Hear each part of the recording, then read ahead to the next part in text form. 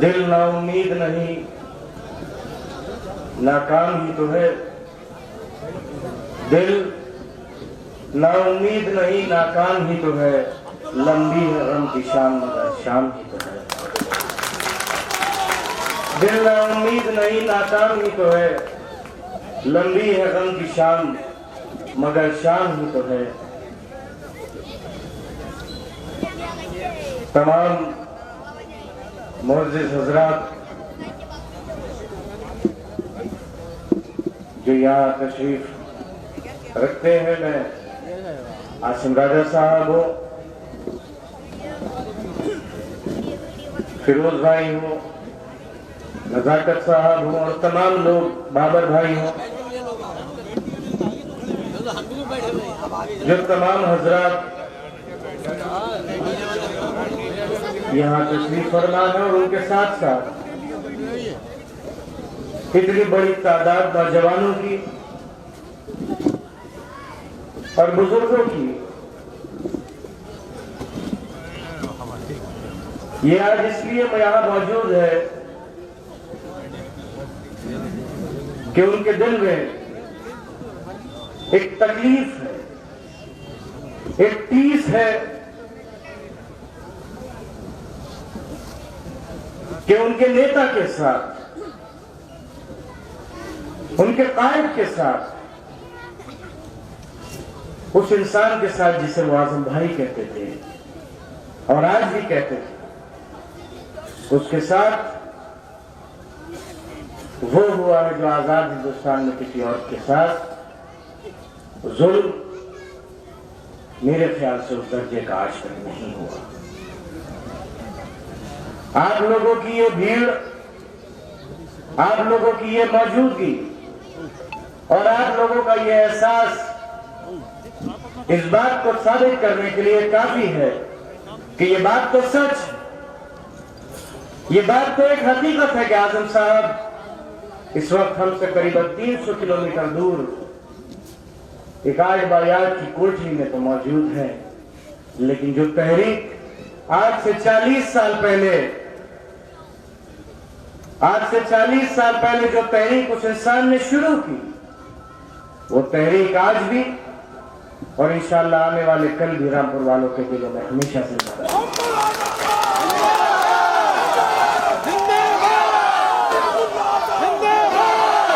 आजम खान साहब,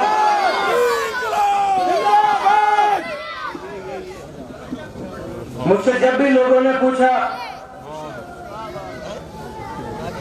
खास तौर पर मीडिया के भाइयों ने जब सवाल किया कि आजम साहब चुनाव में नहीं है, ये चुनाव कैसे होगा, कैसे निकालोगे आप, तो अंदर को आओ, जाओ इसको बस पर कैसे निकालोगे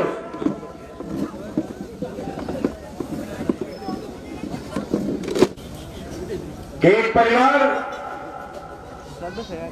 एक शख्स आपके आगे सर झुकाने को तैयार नहीं, तो उसे फना कर दोगे आप। उसकी दुश्मनी में पूरे शहर को, पूरे जिले को जंग का मैदान बना दोगे आप। उसकी नफरत में बेगुनाह लोगों को फर्जी मुकदमों में जेलों में डाल दोगे आप। वो हालात बना दोगे कि लोग अपने घरों को जाते हुए, अपने घरों में सोते हुए, अपनी सड़क पर निकलते हुए डरने लगेंगे और ये सोचेंगे कि क्या मालूम ये घर से निकलूं और उसके बाद पुलिस उठा ले। ऐसा माहौल बना दोगे आप। बहुत सी सरकारें आई, बहुत सी सरकारें गई, बहुत से हुक्मरान आए, बहुत से हुक्मरान चले गए, लेकिन ऐसा सुनो, ऐसा बर्ताव, ऐसी नफरत, ऐसा इंतकाम एक ऐसे इंसान से जिसके ऊपर पूरी जिंदगी में, जिसके परिवार पर अपनी पूरी जिंदगी में एक मुकदमा ना हुआ, वो आज माफिया हो गया, वो भैंस चोर हो गया, वो बकरी चोर हो गया, वो मुर्गी चोर हो गया, वो पायल चोर हो गया, वो मिट्टी चोर हो गया, वो शराब की बोतलें चुराने लगा। वाह, कमाल हो गया, कमाल हो गया। और उसके बाद भी दिल नहीं भरा है, अभी तक नहीं भरा है दिल।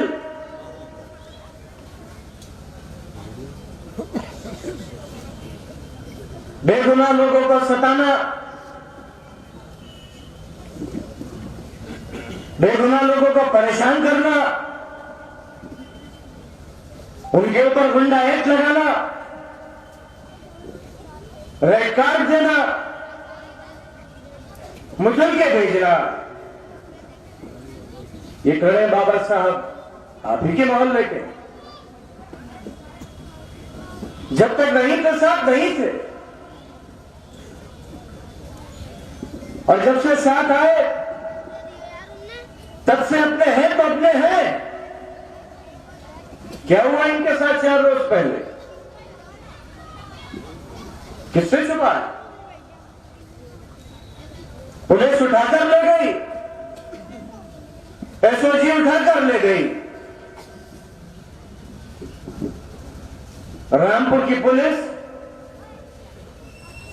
रामपुर वालों का अपहरण करने लगी। जब यहां मोहल्ले के कुछ लोग पहुंचे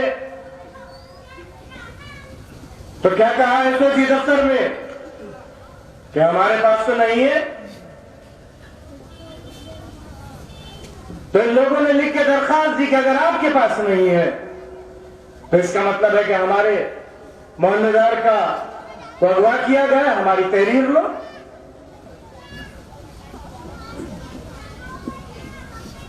तो 2 घंटे बाद ये कहा कि नहीं हमारे पास है,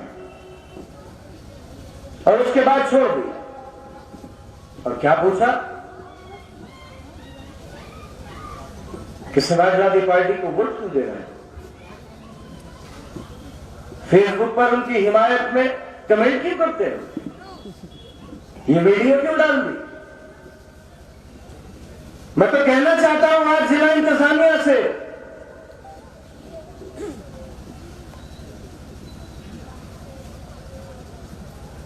और कहना चाहता हूं आज उन अधिकारियों से जो रामपुर से दूर होकर भी रामपुर का चुनाव लड़ा रहे हैं, कि अगर इतनी दिलचस्पी है रामपुर के चुनाव से तो फिर ऐलान करो आप कि रामपुर का चुनाव समाजवादी पार्टी बनाम पुलिस और प्रशासन होगा। ऐलान करो। लेकिन एक बात याद रखना एक बात, ये वो रामपुर शहर है जहां पर मरहूम, ये वो रामपुर शहर है जहां पर 2 बार वजीर आजम एक विधानसभा चुनाव में आजम साहब के खिलाफ आए थे। 2 बार सिक्का चलता था, कांग्रेस का सिक्का, नारा लगा आजम बनाम वजीर आजम, तब भी वजीर आजम हारा था और आजम जीता था। ये वो शहर है।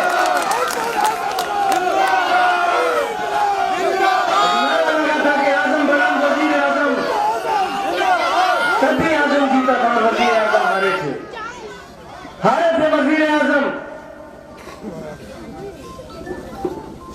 ये वो शहर है। क्या गुनाह हो गया? कौन सी आपकी दिल आजारी हो गई? कौन सी आपकी अना को चोट लग गई? कौन सी अना को चोट लग गई? आप आपने अपनी अना के खातिर पूरे जिले को जंग का मैदान बना दिया।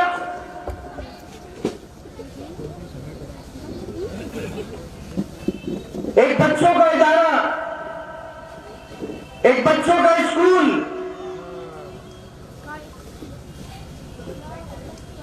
5-5 और 6-6 साल के बच्चों को आपने स्कूल खाली कराने के लिए उनके सरों पर कुर्सियां और बैग रखवाकर उनसे भिजवाए।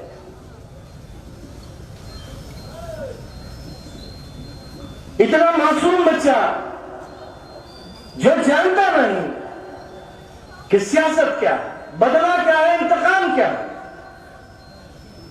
आपने उस बच्चे के सर पर कुर्सी और बैग रखवा दी। वाह! एक बच्चों के पढ़ने की यूनिवर्सिटी पर बुलडोजर चला दिया। बहुत अच्छे, बहुत बहादुरी का काम किया, बहुत बहादुरी का काम किया आपने। पूरी यूनिवर्सिटी में, पूरी यूनिवर्सिटी को छावनी बनाकर पूरी यूनिवर्सिटी की तलाशी ली आपने। बहुत अच्छा काम किया, बहुत अच्छा काम किया। याद रखिए कि दुनिया जो इस दुनिया में आया है उसे आज नहीं तो कल यहां से चले जाना। इंसान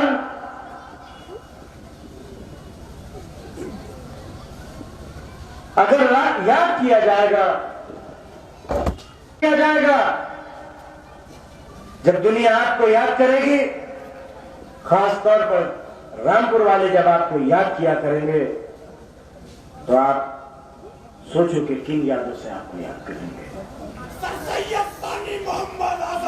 इस नाम से आपको याद करेंगे। कोई आपको हमदर्द नहीं कहेगा, कोई आपको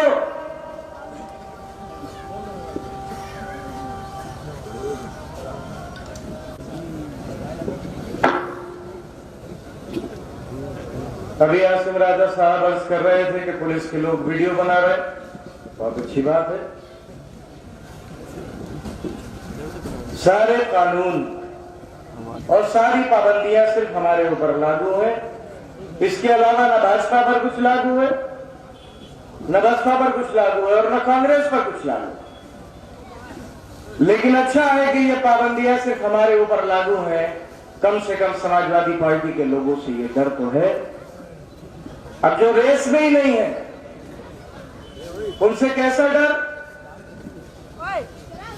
अभी मैंने एक तस्वीर देखी, मैं सवाल से वापस आ रहा था। वो लोग जो अपने आप को सरकार कहलवाते थे कि सरकार आ रहा है, सरकार आ गया, सरकार, वो सरकार दुकान में एक आदमी का हाथ पकड़कर खींच रहा है कि मुझसे मिल तो लो। और जो उन तस्वीरों पर लिख लिख कर आ रहा है वो भी पढ़ने लायक। कौन है ये लोग? क्या वास्ता है इनका आपसे? क्या कुर्बानी है इनकी आपके लिए? कौन है ये? पूरे रामपुर को जंग का मैदान बनाने में क्या काम? अगर सरकार, पुलिस और प्रशासन का जितना बड़ा हाथ है उतनी ही बड़ी जिम्मेदारी इनकी भी है, उतने ही जिम्मेदार ये भी। ये कौन लोग, कौन है ये और क्या था इनका माजी? ये वो लोग हैं जो घर के बाहर आए आदमी से कभी सीधे मुंह बात नहीं किया करते थे। इनकी तारीख एक ऐसा बदनुमा दाग, एक ऐसा कलंक, एक ऐसा बुरा वाकया जो रामपुर के माथे पर लिखा है, एक ऐसी तारीख इस शहर के, इस जिले की, जिसे रहती दुनिया तक नहीं मिटाया जा सकता। अपने आप को सरकार कहने वाले बताए, जवाब दे रामपुर वालों को, नौजवानों को जवाब दे। नौजवानों, अपने बुजुर्गों से पूछना, अपने वालिदैन से पूछना कि कौन बदनसीब लोग हैं हम कौन बदनसीब हैं जिन्होंने गुलामी की दोहरी मार बर्दाश्त की। दोहरी मार, हम वो बदनसीब जिनको पक्की सड़कों पर चलने की इजाजत नहीं थी। हम वो बदनसीब हैं जिन्हें पक्का मकान बनाने की इजाजत नहीं थी। हम वो बदनसीब जिन्हें 8वीं से ज्यादा पढ़ने की इजाजत नहीं थी। हम वो बदनसीब हैं कि अगर हमारे ऊपर मुसल्लत नवाब 1857 में अगर अपने मुल्क के साथ हिमायत करते और उसकी आजादी के साथ हिमायत करते तो ये मुल्क 90 साल पहले आजाद हो गया। हम वो 90 साल पहले आजाद हो गया होता। हम वो बदनसीब हैं, वो बदनसीब हैं हम।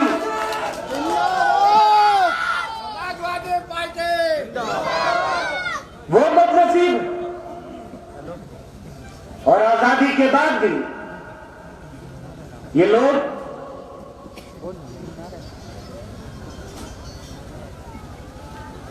सियासी तौर पर मुसल्लत रहे आपके ऊपर।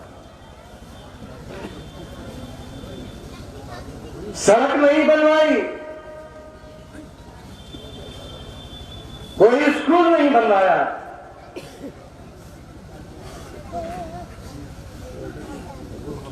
किसी की हिमायत का कोई काम नहीं किया।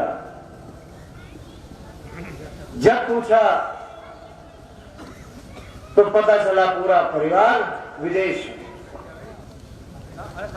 आ आए हुए हैं आजकल। मैंने कहा था जब पहली मीटिंग हुई थी कि इस बार में कुछ कसर बाकी रह गई शायद।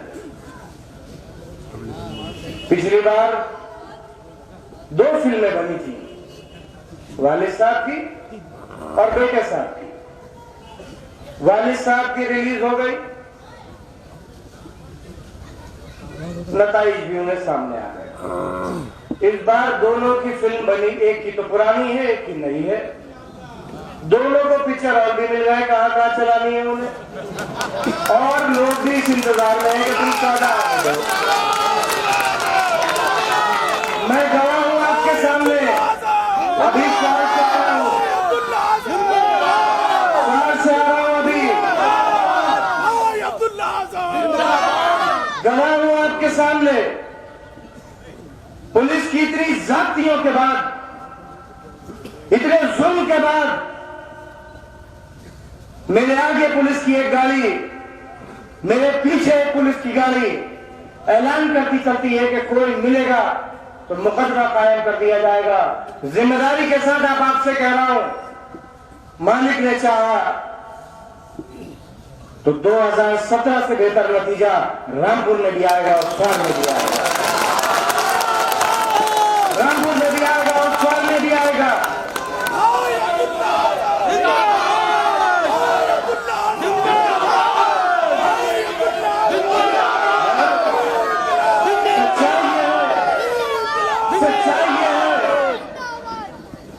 कि बैठने के लिए घर नहीं मिल रहे, कोई शरीफ इंसान, कोई शरीफ अपने घर नहीं बुला रहा। कि ये लोग अगर घर आएंगे तो दुनिया क्या सोचेगी हमारे बारे में। फिर भी कुछ लोग हैं, यहां भी है, हर जगह है।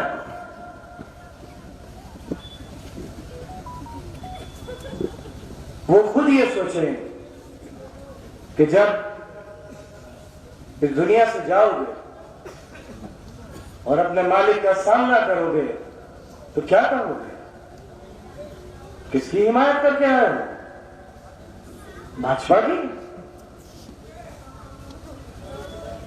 एक ऐसी सियासी जमात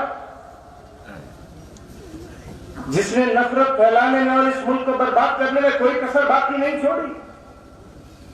किस लिए? आजम खां से मुखालिफत की खातिर। क्या कहोगे जाकर? कभी सोचा है? ऐसे लोगों से कहना चाहता हूं कि आप जैसे लोग जिम्मेदार हो रामपुर की बर्बादी के। आप जैसे लोग ज्यादा जिम्मेदार हैं बेकसूर और बेगुनाह लोगों को जेलों में घुसवाने के। जिम्मेदार हैं आप जैसे लोग उस बेगुनाह नौजवान की जान के, जो नौजवान एनआरसी के हुए वाकये में जिसकी मौत हुई, जिम्मेदार हो तुम। जिम्मेदार है तुम्हारे जैसे लोग, उसके बाप और उसके भाई, जिसका बेटा मरा, जिसका भाई मरा, वो उसी मुकदमे में मुलजिम है। जिम्मेदार है इन जैसे लोग। ऐलान करो आज। मैं तो नाना पार के लोगों से कहना चाहता हूं, हमेशा से कहा जाता है कि बहादुरों का मोहल्ला है और अड़ जाए अगर किसी बात पर तो अपनी बात मनवा कर मानते हैं। ऐलान करो आज कि ऐसे लोग जो तुम्हारी शहर की बर्बादी के जिम्मेदार हैं, ऐसे लोग जो तुम्हारे अपनों की बर्बादी के जिम्मेदार हैं, इससे हर तरीके का रिश्ता खत्म करोगे। इनको अपनी खुशी और गम में बुलाना खत्म करोगे। इनकी गमी में तो जाना, लेकिन इनकी खुशी में जाना खत्म करोगे। ये तुम्हारे साथियों की बर्बादी के जिम्मेदार हैं। ये तुम्हारे अपने कभी नहीं हो सकते, कभी नहीं हो सकते। तुम्हारे अपने नहीं हो सकते। न कल तुम्हारे अपने थे, न आज तुम्हारे अपने हैं और न कल तुम्हारे अपने होंगे। ऐलान करो आज, ऐलान करो, ऐलान करो आज।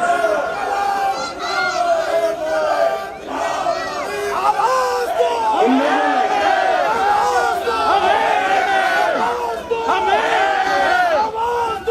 बर्बाद कर दिया पूरा शहर, बर्बाद कर दिया।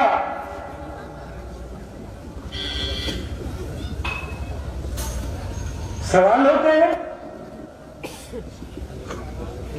और मैं कहना चाहता हूं कि आने वाली 14 तारीख एक ऐसा शख्स जिसने अपनी पूरी जिंदगी, अपनी जिंदगी के तमाम मकासद और तमाम मकसद, अपनी जवानी का हर एक लम्हा,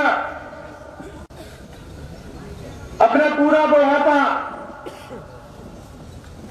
और अपनी जिंदगी के आखिरी लम्हे तक, अपनी आखिरी सांस तक आपके लिए वक्फ कर दिया। ये चुनाव उस इंसान का नहीं है, ये इलेक्शन आपका है, आपकी इज्जत का है, आपके वकार का, आपके जमीर का, आपके गुरूर का है और उस आजम भाई का है जिस आजम भाई ने जिंदगी के हर मौके पर आपका साथ दिया है, हर मौके पर आपका साथ दिया है। सवाल करते हैं वो लोग आज जिन्होंने इस शहर को बर्बाद कर दिया कि आजम खान ने क्या किया।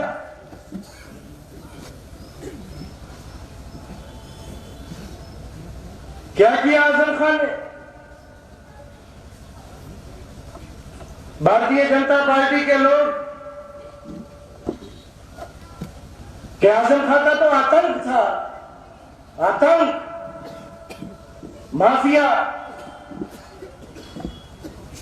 क्या कहने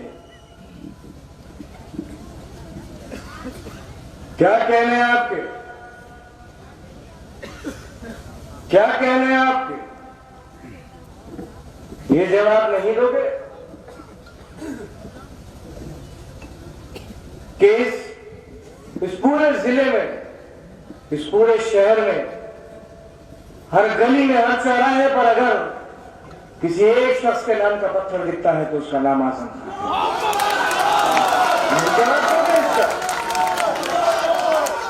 नहीं दोगे जवाब कि जब पूरा हिंदुस्तान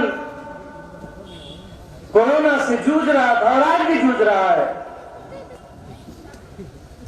तब उसी आजम भाई का बनवाया हुआ ऑक्सीजन प्लांट आपके कितना काम आया ये नहीं बताओगे? नहीं बताओगे? क्यों नहीं दोगे जवाब? जिस यूनिवर्सिटी के खातिर आजम खान साहब को माफिया घोषित कर दिए गए, उसी यूनिवर्सिटी का अस्पताल सरकार के और यहां के लोगों के काम आया। और दुश्मनी मुझसे हो सकती है, आजम खान साहब से हो सकती है। उस अस्पताल से क्या दुश्मनी थी? अगर वो अस्पताल बंद ना हुआ होता तो न जाने कितने लोग, न जाने कितने मरीज, न जाने कितने ऐसे अपने जो इलाज से महरूम रह गए और दुनिया को छोड़कर चले गए, वो आज हमारे साथ हो गए। क्या खता थी उस अस्पताल की? क्या खता थी उर्दू गेट की? उर्दू गेट सिर्फ इसलिए गिरा दिया गया कि खनन नहीं हो पा रहा था, खनन के ट्रक नहीं गुजर पा रहे थे, बढ़िया हफ्ता बंधा हुआ था वो नहीं मिल पा रहा था, यूं गिरा दिया उर्दू गेट। अगर आपको खनन कराना था एक नई सड़क बनवा देते, नाम बदल दिए, इसका नाम ये और इसका नाम ये। एक नन्ही ईंट पूरे 5 साल में तो रामपुर में किसी से रखी नहीं गई, एक नन्ही ईंट। लेकिन बर्बाद करने को अगर कोई मिला तो रामपुर वाले मिले। मैं और बब्बा, मैंने जिंदगी में बहुत अच्छा वक्त भी देखा है, बहुत बुरा वक्त भी देखा है। मैंने बहुत अच्छा वक्त देखा, मैंने बहुत बुरा वक्त भी देखा। मैंने आज बायात की कोठरी भी देखी, अपने बीमार बाप को जिंदगी और मौत से लड़ते हुए भी देखा। मैंने मुआवजा देखा है, मैंने अपने मालिक और अपने अल्लाह का करम देखा है, मैंने लोगों की दुआओं का असर देखा और ऐसे ऐसे ने दुआएं करी जो शायद जिंदगी भर मुखालिफ रहा, लेकिन उसने भी अपने मालिक के आगे उस दौर में दुआएं करी। और पहली बार नेताओं को सुनते थे कि सरकार आएगी, ये सरकार आ जाए, लेकिन पहली बार रामपुर का एक आम आदमी चाहता है कि इस बार सरकार जरूर आए।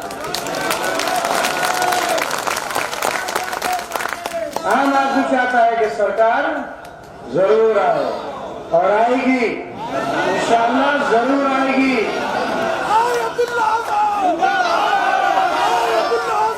और जानते हो,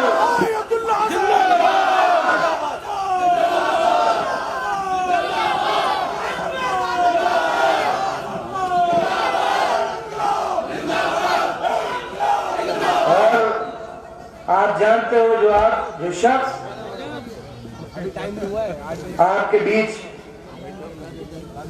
या आपके साथ चुनाव या आपके खातिर चुनाव में खड़ा हुआ है, उसके लिए कभी वसीम बरेलवी साहब ने एक शेर पढ़ा था कि खुद को मनवाने का हुनर मुझे आता है, खुद को मनवाने का हुनर मुझे आता है, मैं वो कतरा हूं समंदर भी जिसके घर आता है। घबराना मत भाई अब्दुल्ला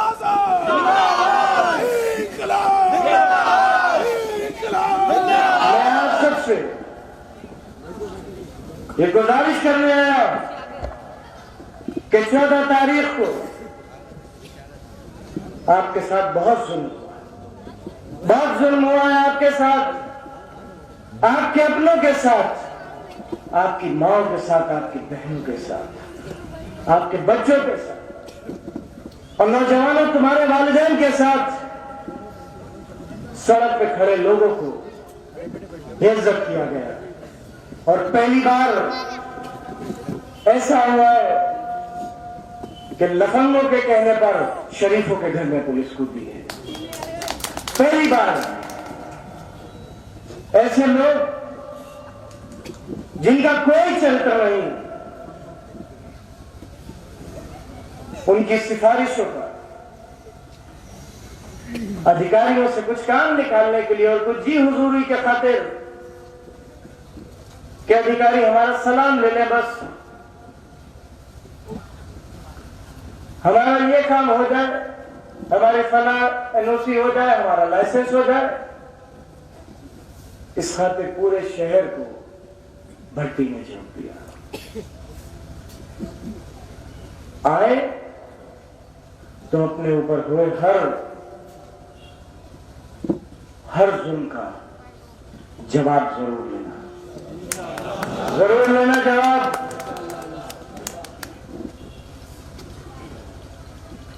पूछना आजम खां बनोगे, आजम खां बनोगे। बहुत किरदार चाहिए आजम खां बनने के लिए, हिम्मत चाहिए, जुर्रत चाहिए, ईमान चाहिए।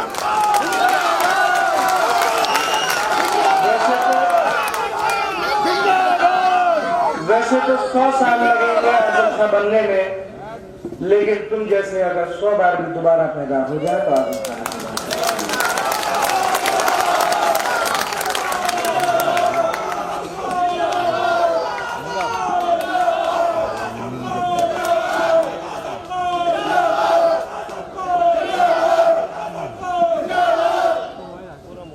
मेरी दरखास्त है सबसे, किसी के पास कुछ नहीं है, गाड़ियों में सिर्फ एक ड्राइवर बैठा है, मैंने अपनी आंखों से देखा है, अपनी आंखों से देखा। सिर्फ गाड़ियों के काफिले चल रहे हैं, गाड़ी में बैठने वाला नहीं है और एक तो दुकान में से हाथ पकड़ के खींच रहा है। अब उनकी मंशा क्या है ये पूरा शहर जानता होगा।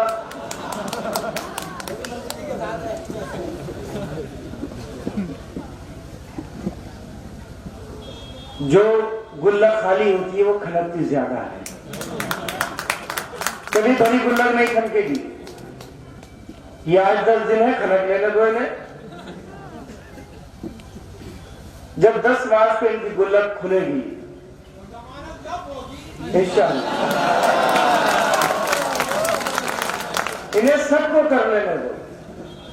अगर ये आपको वरगलाएं, आपसे लड़ना चाहे तो लड़ना मत, क्योंकि अगर आपने कोई भी ऐसी बात करी जिससे किसी बेगुनाह इंसान को, किसी बेगुनाह नौजवान को, किसी बेगुनाह नौजवान को किसी गलत मुकदमे में पकड़कर जेल भेज दिया गया, तो शायद तकलीफ आपको और मुझे नहीं, वो शख्स जिसने अपनी जिंदगी के 40 और 50 साल दिए हमें और आपको, उसको उस 8x8 की कोठरी में बहुत तकलीफ होगी। लेकिन 14 तारीख को अपना सारा गुस्सा,